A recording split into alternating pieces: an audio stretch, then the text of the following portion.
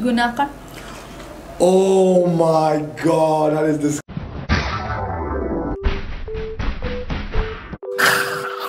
Hey guys, it's Nessie and welcome back to Neror. Hari ini kita akan membahas tentang beberapa kisah cinta yang paling ekstrim, terseram sepanjang sejarah. Dan I thought kayaknya nggak ada yang lebih cocok untuk nemenin aku ngomongin ini daripada dua bucin terbesar yang pernah aku tahu. Jo yang bucin. My really good friends, Andovi and Jovi. Thank you Nessie, thank you. Dan kebetulan banget karena you guys have this name. What is this? Tell us. Lebih tahu. Jadi kita adalah salah dua dari cast pemain film bucin. Kalau salah tiga itu kota di Jawa Tengah. Terima kasih banyak Kak Jo, ya itu nggak lucu. Bersama dengan Chandra Leo, yaitu adalah direkturnya, his directorial debut in his first film. Dan Kak Di Jo pertama kali dia ngedirect film. Ya. Wow, that is amazing. Dan ini film bucinnya akan tayang 26 Maret 2020 di bioskop kesayangan Anda. Yay. Dan sekian plug dan promosi kita. Gue tau kalian nggak mau Kandovi dong. Gua jujur jauh lebih tertarik dengan semua cerita bucin ini. Yes. Let's give it this. Now back to Neror mood. Back to Neror ya. Tapi ini sekalian, gue tuh mau ngajarin kalian gimana caranya membawakan Neror. Oke. It's all about storytelling. It's all about what they want. Oh oke. So hari ini kita akan membahas tentang kisah-kisah cinta terseram di sepanjang sejarah. So without any further ado, stop senyum-senyum, cause shit's about to go down. Kita akan mulai dengan kasusnya Carl Tanzer.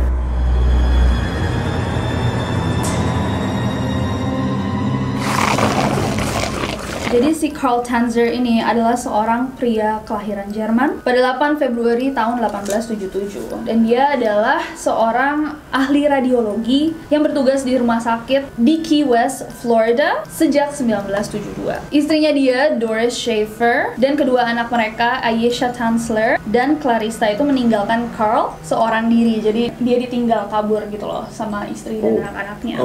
Nah semasa mudanya dia nih selalu memimpikan seorang wanita cantik, eksotis, berambut gelap, dan dikatakan sebagai cinta sejatinya dia. So he's always dreamed of this person yang dia nggak pernah ketemu sebenarnya. Nah pada 22 April tahun 1930, seorang wanita bernama Maria Elena Milagro, Helen de Hoyos, panjang juga ya namanya, 21 tahun, datang ke rumah sakit di mana dia bekerja. Ternyata dia positif mengidap tuberkulosis. Dan tuberkulosisnya ini udah parah banget. Nah, Carl langsung jatuh cinta pertama kali dia ngelihat Elena. Dan dibilang-bilang bahwa Elena ini adalah wujud dari seorang yang dimimpikan tadi. The girl that he's always dreamed of. Sejak saat itu, Carl berusaha mati-matian untuk menyembuhkan Elena. That's bucin.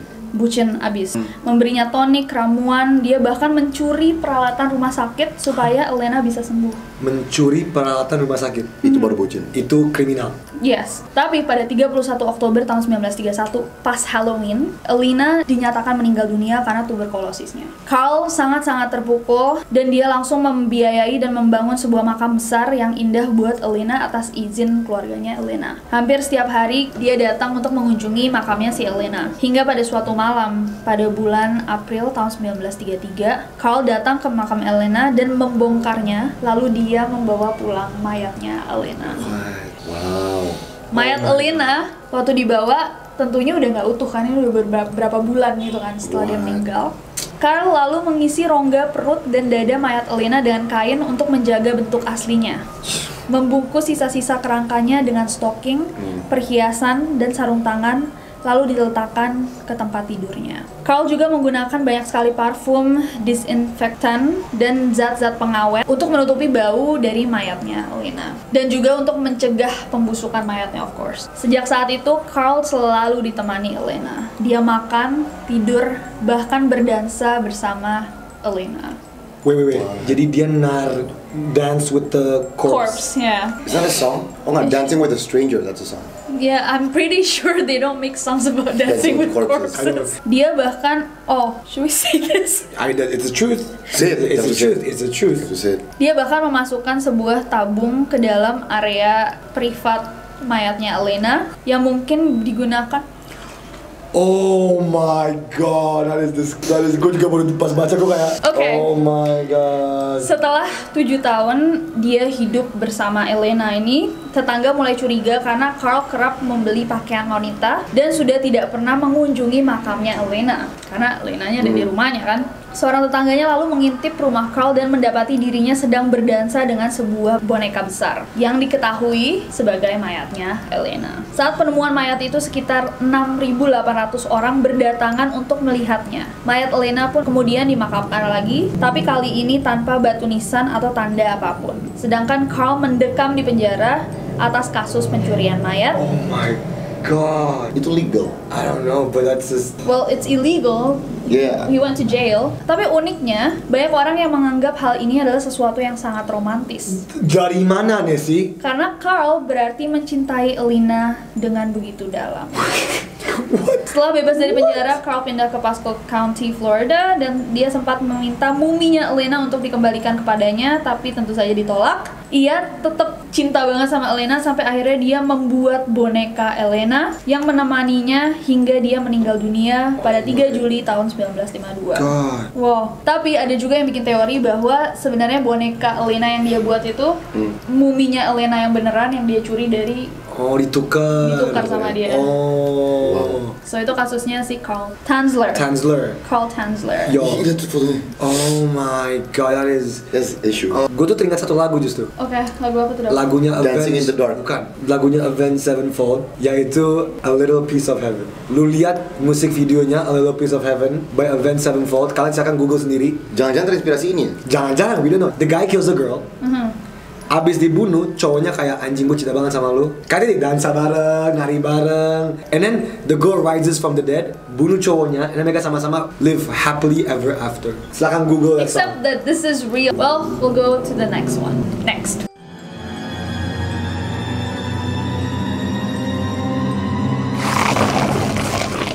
Harus pakai gaya Nessie. Oke, berikutnya kita ada Richard Lau. Richard Lau. Seorang pria bernama Richard Lau dijatuhi hukuman pembunuhan karena menikam mantan pacarnya sampai meninggal.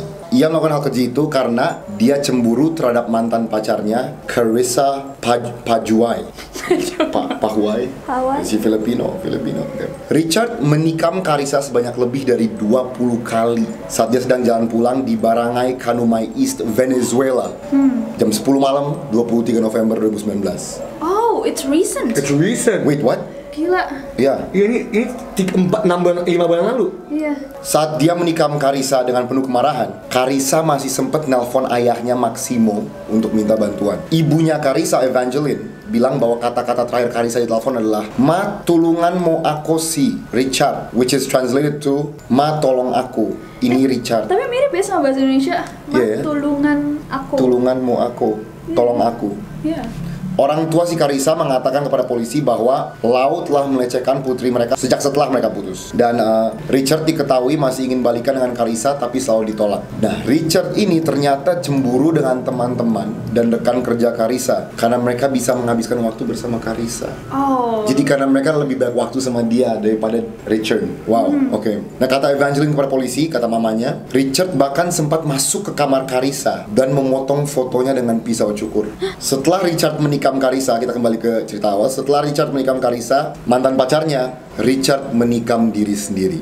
Oh. Tetapi Richard selamat dan Richard diamankan oleh polisi. Ini Valenzuela. Tadi gue bilang Venezuela, tapi Valenzuela beda ya? Filipina deh. Ya, ini Iya. kayaknya dari Filipino. Filipino, ya. Berarti ini kayak ceritanya Dovi ya, they wanna live kayak dia maksudnya dia bunuh terus dia mati biar Biar mereka dia bersama hidup bersama gitu. bareng, But ya. he survived and he went to jail. Nah, tapi kalian nggak sadar ya cerita ini? Bukan, ini mantan. Iya. Iya, ini mantan. So mereka udah putus lama, he still stalks. Abis itu dia bunuh dia. Dia bahkan masuk ke kamarnya motong-motongin foto, that's weird. Next.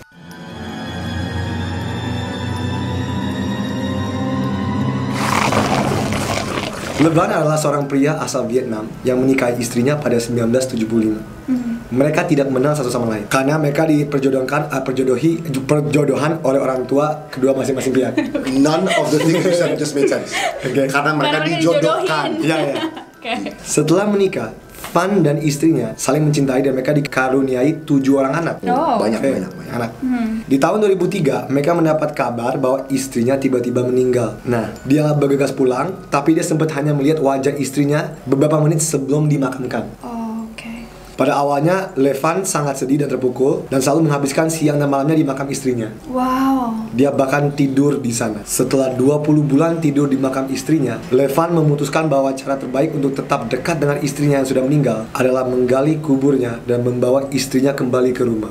Van sebelumnya sudah membuat boneka wanita dari plester, semen, lem, dan pasir yang kemudian diisi oleh mayat istrinya. Oh no. Anak-anaknya sangat marah karena dia tahu hal tersebut. Polisi dan tetangganya juga sudah membujuk Van agar mengembalikan mayat tersebut. Tapi ia sangat keras kepala, mereka akhirnya menyerah karena mereka melihat betapa cintanya Van dengan sang istri. Van bahkan membersihkan wajah istrinya setiap hari, mengganti pakaiannya. Wow. Ini kayak ini berarti nggak mirip, tapi kayak Kasusnya Carl Tanzer tadi. Iya. Tapi bedanya di sini polisi cuma bisa membujuknya ya. Dia nggak ditangkap gitu. Iya. Makanya tadi emang ada hukum ya bahwa kalau orang dikubur, bukan orang ya, istri kita sendiri dikubur, kita nggak boleh istri itu ke kita lagi gitu. Is there a law for that? Oh, atau mungkin karena dia nggak bisa ditangkap karena ini istrinya beneran. Sementara kan Carl kan itu pasiennya, dia jatuh cinta sama pasiennya.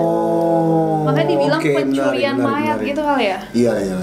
Tapi dia bikin boneka dari semen terus dimasukin mayat istrinya. Ya, listen man, guys. A lot of weird shit in this world. Ya udah, gue nggak tahu mau ngapain. Tapi menurut kalian apakah ini bucin or just crazy? Ini bukan bucin lagi. Ini apalagi ini udah sikis sih. Ini udah nggak ada bucin.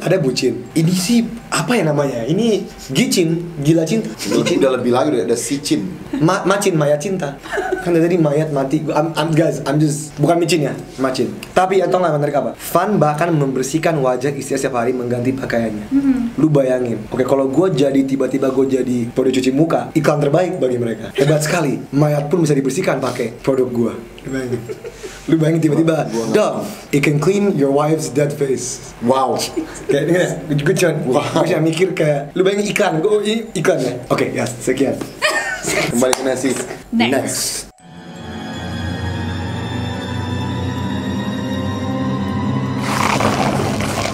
Ini kita masuk ke satu kasus yang lumayan misterius. Dia punya misteri kind of ghost related. Oh, oke. Ini kasusnya Anna Baker. Specifically gaun pengantinnya Anna Baker. Jadi Anna Baker ini adalah seorang anak perempuan yang menjadi kembang desa di Altoona, Iowa, Amerika Serikat. Di Amerika Serikat pun tetap ada kembang desa, guys. Ada kembang desa. Di mana-mana. Ayahnya Elias Baker merupakan seorang pandai besi yang kaya raya dan Elias ingin sekali putrinya berjodoh dengan seorang anak bangsawan. As you would. Kebanyakan nonton sinetron gitu. Enggak dong, kan pasti ayahnya ingin yang terbaik buat anaknya. Berarti yang terbaik itu anak bangsawan. Ya kan, someone will take care of her, jangan sampai hidupnya nggak enak gitu. Hingga suatu hari seorang bangsawan pun datang meminta Elias untuk menikahkan Anna dengan putranya. Elias tentu saja menerima tawaran tersebut tanpa membicarakan hal ini terlebih dahulu dengan Anna. Anna menolak penjodohan itu sebab dia punya pujaan hatinya sendiri yang merupakan seorang pegawai ayahnya. Mengetahui hal itu, Elias tentu saja murka, lalu dia memecat dan mengusir kekasih Anna dan mengancamnya agar dia tidak kembali lagi. Anna yang sangat terpuruk dengan kepergian pujaan hatinya memutuskan untuk mengurung dirinya di kamar dan mengancam ayahnya jika dia dinikahkan dengan pria yang dia tidak cintai. Dia ngancamnya bahwa dia akan bunuh diri dan bunuh dirinya di depan para tamu undangan. Oh, so it's like literally the red wedding. Ayahnya sangat takut putrinya akan melakukan itu, lalu dia mengutus para pesuruh untuk mencari lelaki kekasih Anna. Namun sayang, lelaki itu tidak kunjung ditemukan. Anna yang sudah menjahit baju pengantinnya sendiri, mengurung dirinya di kamar dan berjanji untuk tidak menikah atau jatuh hati kepada laki-laki lain. Setia. Dia bucin banget sama ini bucin ceweknya. Ini sih bucin sih. Bertahun-tahun di kamarnya dia bersedih sambil memandangi gaun pernikahannya. Karena besar rasa cinta Anna kepada sang kekasih, dia tetap menepati janjinya sampai akhirnya dia meninggal dunia pada tahun 1914. Didn't even marry anyone else. Gaun Anna pun diambil oleh kakak Anna tanpa sepengetahuan ayahnya dan sejak itu gaun Anna Baker ini berpindah tangan. Tapi konon katanya gaun tersebut tuh memiliki kutukan. Siapapun pengantin yang mengenakan gaun itu akan mendapat berbagai macam teror mengerikan. Dari pengantin yang tiba-tiba kesurupan, sakit keras, sampai ada pengantin yang nekat bunuh diri di atas balkon gedung acara pernikahannya. Karena cerita mistisnya, gaun Anna Baker akhirnya disimpan di sebuah museum Blair County Historical Society di Baker Mansion, Pennsylvania, Amerika Serikat. Tapi meski sudah diamankan di museum, gaun Anna tetap menyimpan berbagai teror dan cerita mistis lainnya. Berbagai kesaksian juga terdengar dari para penjaga serta tamu yang berkunjung melihat gaun Anna Baker bergoyang sendiri, melenggok ke kanan dan ke kiri. Dan pada museum tersebut juga terjadi beberapa hal aneh seperti sosok wanita yang memakai gaun hitam berjalan menaiki tangga. Juga kotak musik yang berada di ruangan tersebut berputar sendiri pada jam-jam tertentu. Dan juga katanya di museum ini tuh sering kedengeran ada perempuan nangis, ada steps malam-malam padahal nggak ada orang. Katanya Anna tuh masih menyimpan kayak dendamnya dia di dalam dress itu, gaun itu, karena dia nggak jadi nikah sama pujaan hatinya. Bucin ya, Jojo. Ya bucin lah, dia nggak mau nikah sama semua pria lain Kecuali that guy. kecuali the guy. Dia bahkan bukan menunggu, dia bilang aja kalau nggak sama itu saya tidak mau sama yang lain. Oh, that's just love. That's love. How's that? No, that's not love, that's bucin. That's bucin That's AF. bucin dong. Really? Tapi kalau ini jadi judul sinetron, gaun pengantinku lari-lari sendiri. Judul sinetron yang sangat baik. Atau enggak judul sinetron lainnya, ayahku mau aku sama dia tapi aku mau sama temen pegawai ayahku. Aduh Tuhan. Bucin lah. Oke. Bucin lah. Bucin. Next.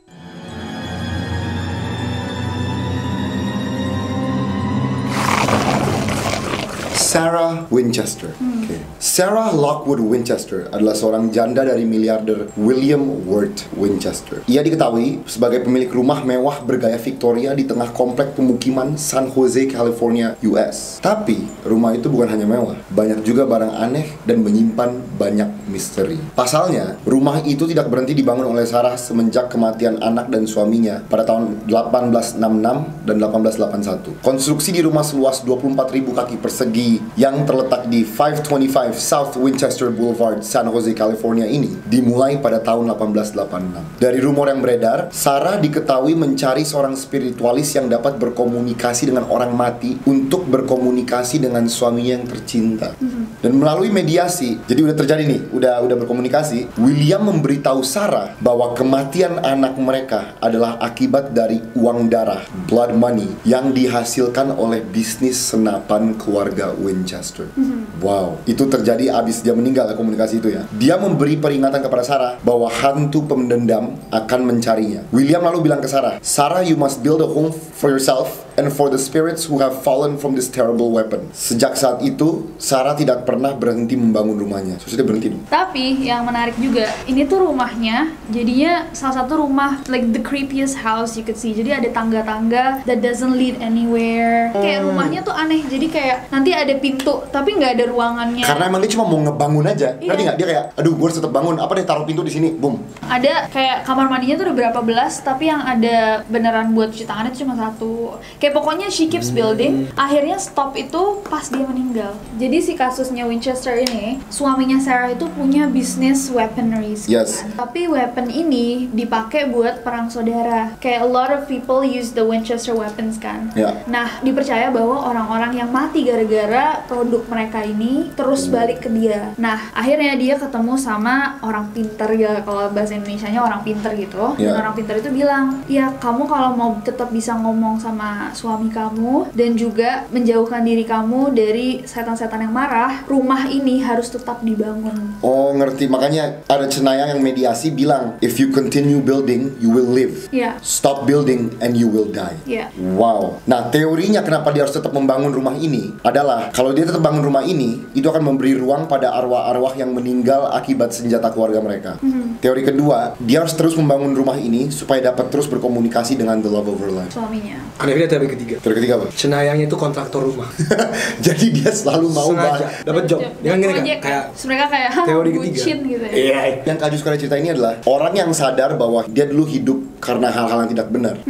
Dihantui sama guilt ya. Yes. Dihantui Dia tahu sama- he got money from weapons. Weapons kill people. So he was guilty even until he dies. He still feels guilty. Atau cenayangnya keluarganya salah satu korban dari web. Oke, terima kasih Andovi. Kebanyakan teori. Guys, kayaknya setelah episode ini kita harus terbang ke semua lokasi ini. Wow, Oke, kita enggak sih, terbang. makasih. Next. Next.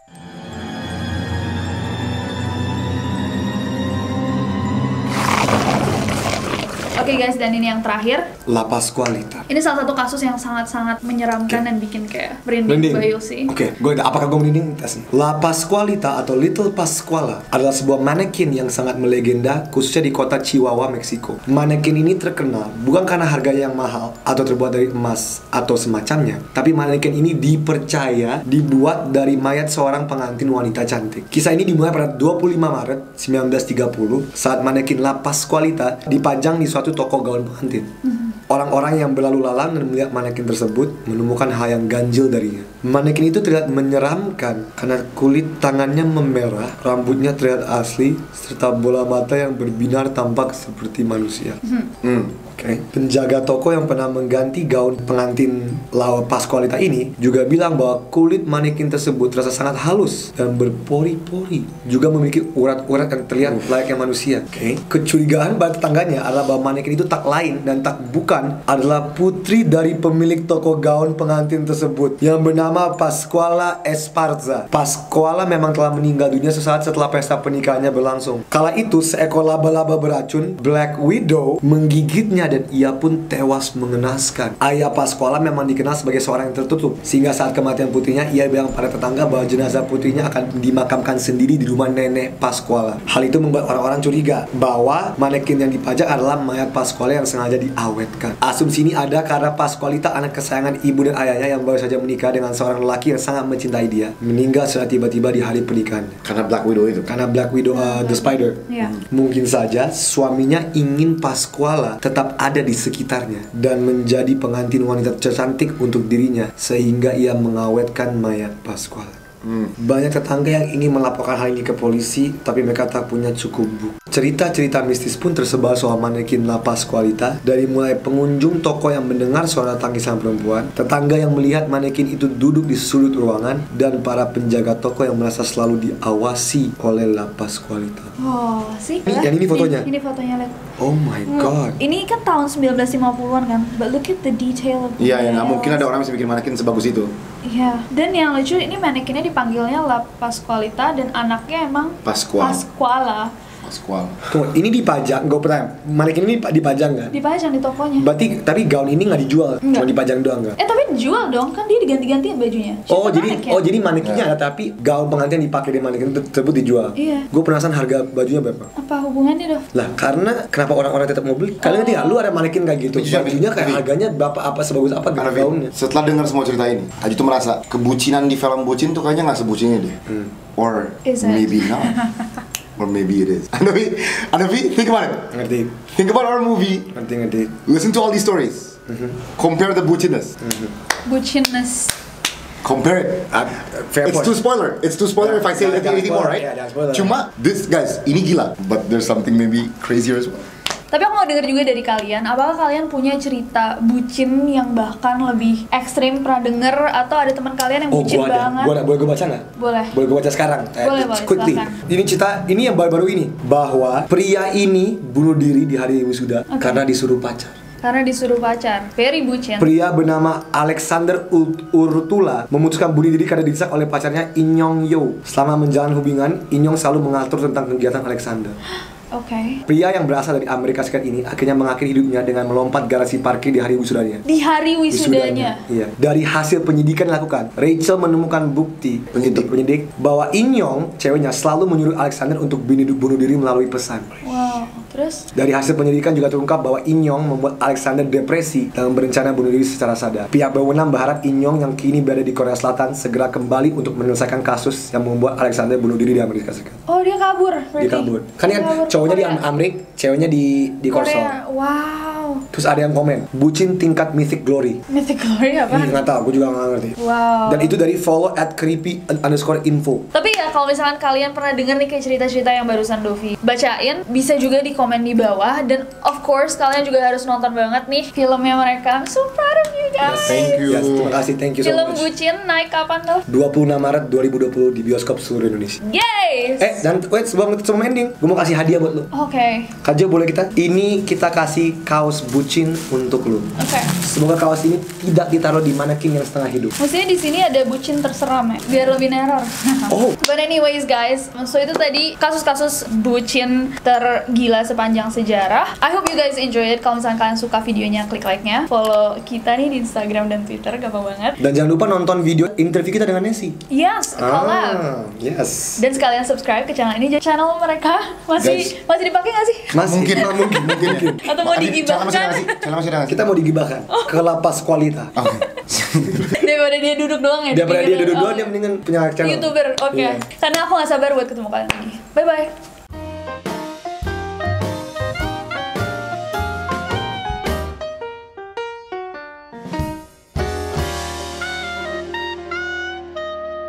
You okay with the name, right? Enggak, gue lagi leher gue lagi sakit. Oh. Leher gue lagi sakit. To be honest, Untuk apa, beneran? guys, I don't watch scary movies. But you'll watch Nero, right? Of course.